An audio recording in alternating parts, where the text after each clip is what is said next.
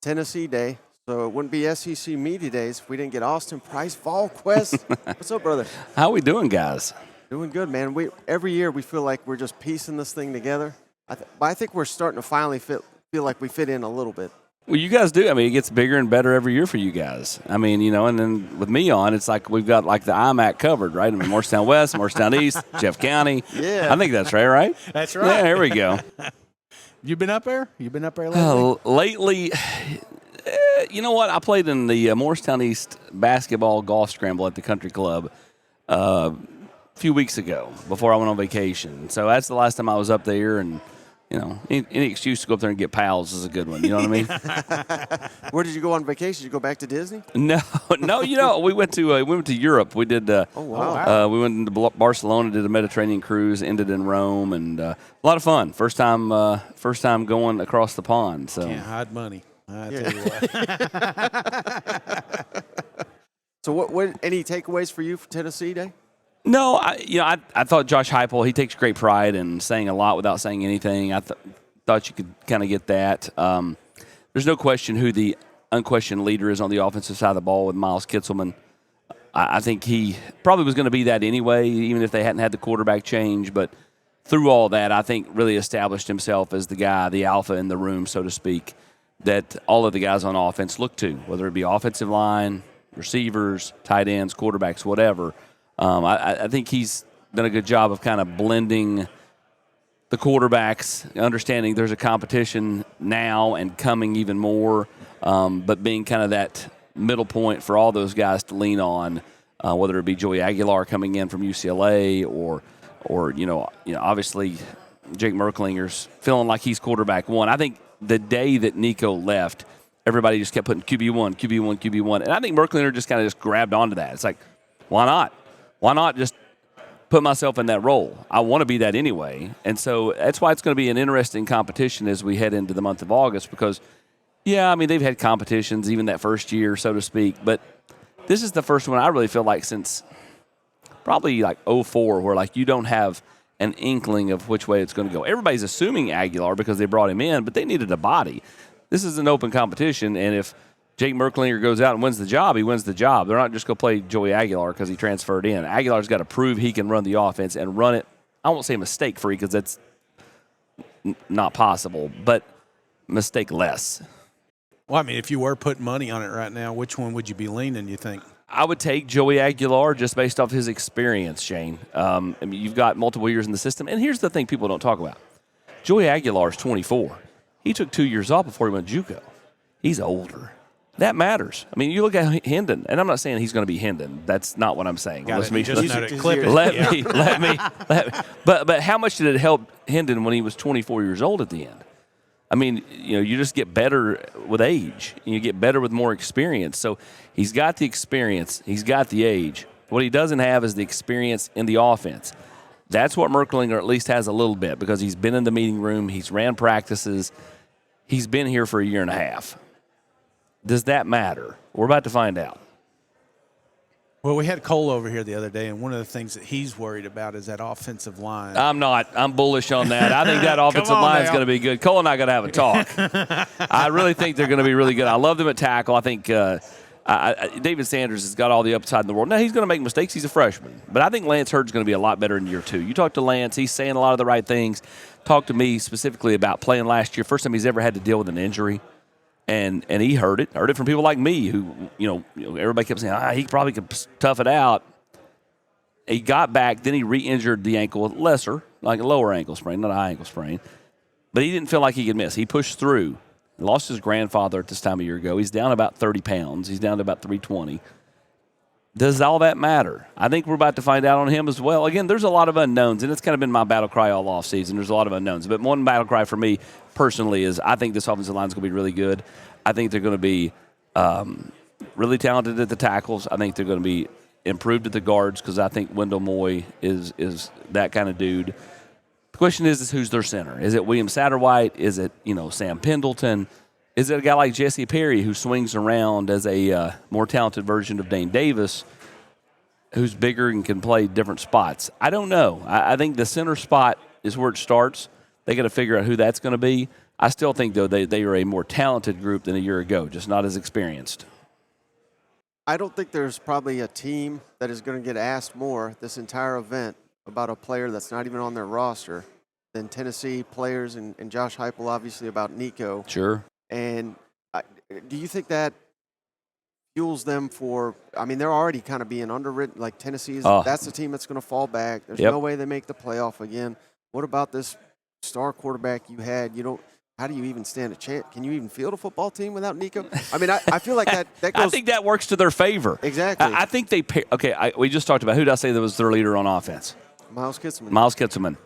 This team parallels his arrival a year ago when everybody said, he's just a body. They got Holden Stays. They got Ethan Davis. This guy's a body. And what did he do? He went out in spring, put his head down, went to work. All of a sudden, Miles Kitselman's pretty good. Miles Kitselman's pretty good. Boom. Has a really good year. This team kind of is the same. Like everybody's like, they don't have Nico. They lost Dylan Sampson, the receivers. They lost everybody on the defensive line. Not really. They are not as deep as they were a year ago, but they were ridiculously deep a year ago, right? Like just dumb that they would throw that many bodies out there. They still have quite a few bodies that they're going to throw at them this year as well. I think they're better at linebacker. If McCoy can get back, and I think he'll be back, but the question is how effective will he be? That's where I think it gets interesting because I think ultimately the secondary can be better because I love Colton Hood bringing him over. All of a sudden you've got some different pieces there. I love their younger safeties. As good as Will Brooks was a year ago, and he was much better than the fans want to give him credit for. I think they can be better. Again, the one philosophy change that Tennessee made this past offseason was the fact that instead of going big into the transfer portal, they said, we went big with NIL for a bunch of these younger players that we really like. So why, if we like them and we would pay them X amount of money, would we go and try to cover them up by going to the portal for someone who may or may not beat them out? Let's push them to the field. So they went to the spots that they actually had to have somebody. Elsewhere, they're pushing guys to the field. Idris Farouk pushed to the field. Evan Spillman pushed to the field. Mike Matthews, Braylon Staley pushed to the field. Offensive line, same thing. I think that really is going to be the tell sign for this program this year. What do those young guys do? And again, you're not going to know until you get out there and you start playing. There's so much unknown about this football team. They should be picked middle of the road in the SEC because you don't know. No one knows. But don't be surprised if you get to end of September, 1st of October, and everybody's like, man, Tennessee's pretty good. They're better than we thought they were going to be. And it's all because you just had a bunch of unknowns, and those guys proved themselves. They could easily be like, that's not good. Again, quarterback play, young receivers. They got 7 bodies at wide receiver. 7. I mean, think about that. We got 3 people sitting at this table. They barely got double that in the receiver room. And it's true, though. I mean, and 4 of them have never played a college game. Amari Jefferson was hurt last year, didn't play at Alabama, and was still banged up in the spring. And then 3 true freshmen. That matters, I think. But again, talent, you got to hope that it overrides all that. Who breaks out among those very few receivers? I think it's Braylon Staley and Mike Matthews. I do think Chris Brazzell is the guy that's got to take a step in year 2. To me, it's got to be your 3 starters. And then anything you get from the freshmen is a bonus. What about Boo? I think Boo will factor, but how much does he really play on offense? When he went through spring, did he go, man, that's a lot.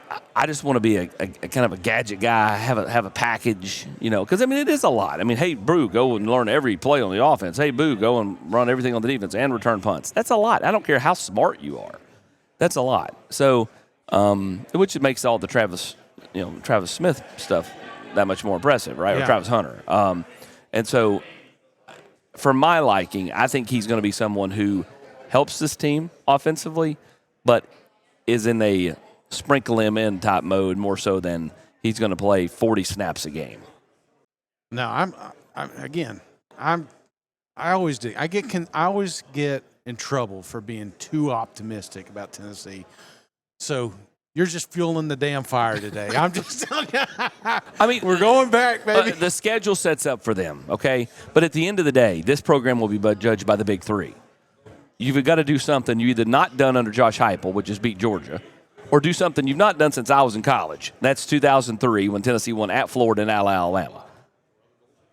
The rubber's going to meet the road there.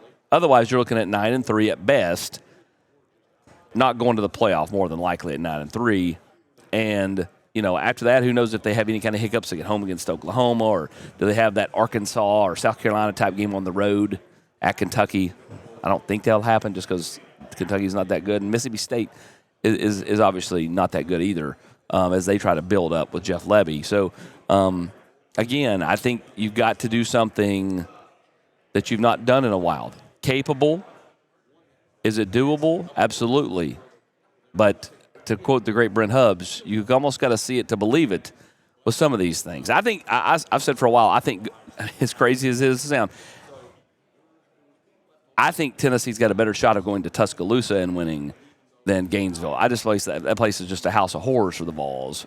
If you're a fan, you go down there and you're like, I don't have a chance to win.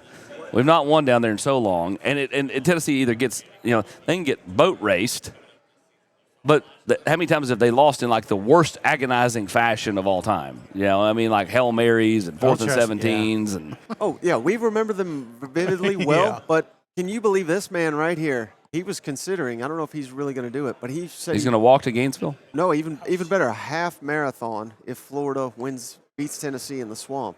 And I think he's got a death wish. As tough as that game is for Tennessee, I do think it helps it's later.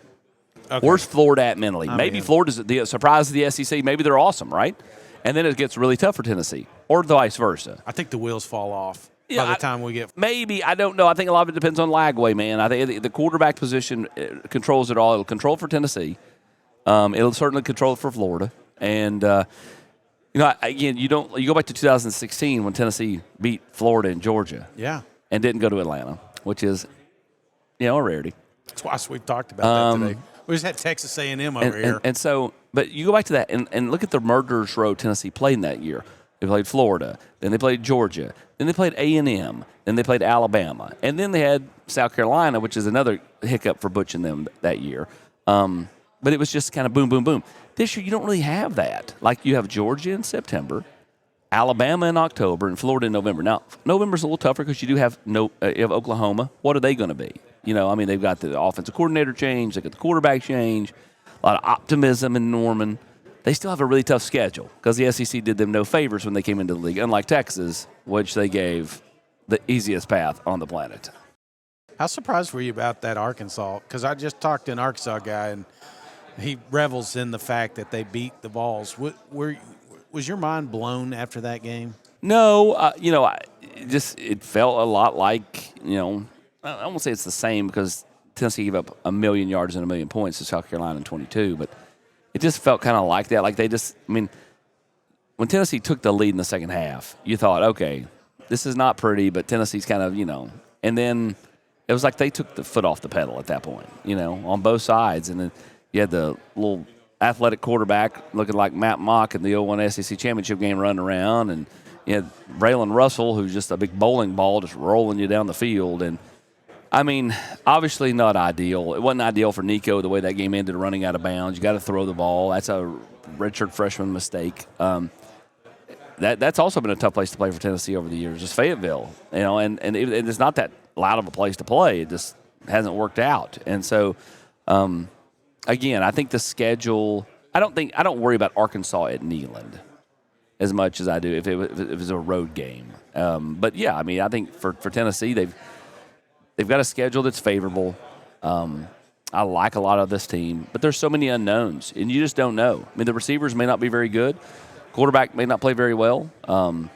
I'm bullish on the offensive line. I think they'll be fine at tailback. Hype's got 3 2,000-yard rushers since he's been here. I don't really worry about that. Hand it off to us in the scheme. We run it. More of a committee this year? I think so. Darrell Sims has talked about how he's done it different ways. A year ago, he kind of just had a bell cow and went from there. He says he's done it 3 and even as many as 4 backs before. So we'll see. I think a lot of it depends on what Star Thomas brings, but I think it's a 1-2 punch right now with Peyton Lewis and Deshaun Bishop. Bishop just kind of has that. There's an it factor to the former walk-on from Carnes. The kid just has a mentality. It's super impressive. And I've known him since high school, and nobody has a bigger chip on their shoulder than that guy. mean, he set state rushing records, Mr. Football 2 times, and you would have thought, even in high school, he was the most doubted kid on the planet. So, like, it's almost, you know how, like, Michael Jordan would, like, make it up in his mind. I'm not comparing him to Michael Jordan. I'm going to preface that, too. But you know how he would fabricate, like motivation. You know, it's like, oh, he blinked at me wrong. You know. Deshaun Bishop finds a way to get motivated by whatever. Yeah, 100%. They played the song I didn't like. All right, I'm going to run for an extra 2 yards here, whatever. So I like the running backs. To me, it's the receivers and it's the quarterback position. That'll tell Tennessee's season on offense. Defensively, they're not as deep on the defensive line. They still have good players. I like their top 3 linebackers. I think I like them a lot. And then, you know, how quickly does McCoy get back? I think Colton Hood gives you a little bit of a buffer there with Jermod McCoy, which is nice because you didn't have that at the start of spring. What would be your level of surprise, though, if by the end of the year we're saying Tennessee, maybe they do have the best defensive line in the conference again? What would be your level of surprise? Best defensive line in the conference, that would probably surprise me a little bit. But I do think they're still going to be very formidable. Does that make sense? I mean, like, there's a drop-off. But what's the drop-off? I mean, is it on a scale of 1 to 10, is it from 9 to 8 or is it 9 to 5? You know, let me sing Dolly Parton right here for you. You know, that to me is the biggest question. I don't think there'll be that big of a drop-off, right? Like, I think it might be a small step back just overall because the depth's not there. What's Josh Josephs look like? What's Jordan Ross give you? Is Jordan Ross James Pierce as a sophomore? What's Caleb Herring like? Caleb Herring's had, like, the weirdest injuries on the earth, right? It's not like shoulder, knee. It's always, like, pinky toe and, like things that, like, just are very odd. Like, can he get past some of that as he starts to get more and more playing time? Again, you go back to those younger players, and I asked Josh Heupel about in the local media availability. They like them a lot, and they're going to get every opportunity to go out there and prove themselves. Tennessee's not getting removed from the SEC, are they? No. Not that I know of. Just squash that rumor. Not that I know of. Oh, buddy. All right. Anything? Last question you got for us? No, I just would like to clip Bishop here. There's no way you lead the league in rushing, so give him a little fuel this season. But no, I'm excited. I obviously the Syracuse game. You know, we all do this. We all reminisce of 1998. And, you know, it had the big year. A lot of similarities. Yeah, I mean, just saying. I don't know about all that. I will say this. Remember the team in 22 that's beloved, right? Who saw the team that barely against the third-string quarterback at Pittsburgh, winning in overtime, beating Florida, Alabama, and all those games, and LSU a couple weeks later in Baton Rouge? Who saw that team winning those games after that Pittsburgh game? I don't like to caution fans because it's not my job. But at the same time, remember, they're not going to be all-world right out of the gate. The most important thing is win the first game, move on to the next. Get better leading into Georgia. That's the game that matters. Find a way to win at Syracuse if it's 40-0 or 2-0, whatever, and then just continue to get better, get healthy, and be at, I won't say peak, but be at your best in that particular week when you play Georgia at home. Again, a team that Josh Heupel is yet to beat, although while he's yet to beat them, last year was the most competitive they've been against Georgia to this point under Josh Heupel. Before that, it was not competitive. Yeah. All right, Austin, this week all our coverage is brought to you, presenting sponsor MyBookie. So we're asking everybody for their MyBookie boldest take for the football season. Could be Tennessee, could be SEC, could be whatever you want. Do you have a bold take for us heading into the season? There's going to be an SEC coach that doesn't make it to the second week of November. Ooh, I like that. Book it, man. I like it. I think he's talking about Napier again. Yeah, I'm right there with him. Don't know who I'm talking about. All right, Austin, before you go, tell our audience where can they follow you, and of course, check out all your stuff at VolQuest. That's right. Check us out at VolQuest. Obviously, we just bought Shannon Terry and the great people at On 3 just bought Rivals, so now those have kind of merged together, and so just right fantastic. Right back where we started, exactly. But great team coverage as we get you excited and ready for fall camp starting here in a couple of weeks. And talk recruiting. Tennessee's hot streak, I think, is kind of winding down just because there's less names on the board. You've got some names left out there like Savion Hyder and company. But just all the coverage you can want. Eric Canes had you covered on baseball. Robin Graham had you on basketball. And then we'll get you ready for either recruiting or football the rest of the way. And this is an important camp to cover or get coverage because of the quarterback competition. Absolutely. Yeah. Again, there's a lot of unknown on this football team. And so there's going to be some things they try to keep in-house and keep quiet, but there's always some chatter out there, and we'll have it covered for you, VolQuest. And if you ever need a fourth man in your scramble group, I'm just right down the street. Right down the street. You didn't offer pals or Akita. I'll bring it. Or Akita. All right. Thank you so much, brother. Austin. Appreciate it, guys. Thank you.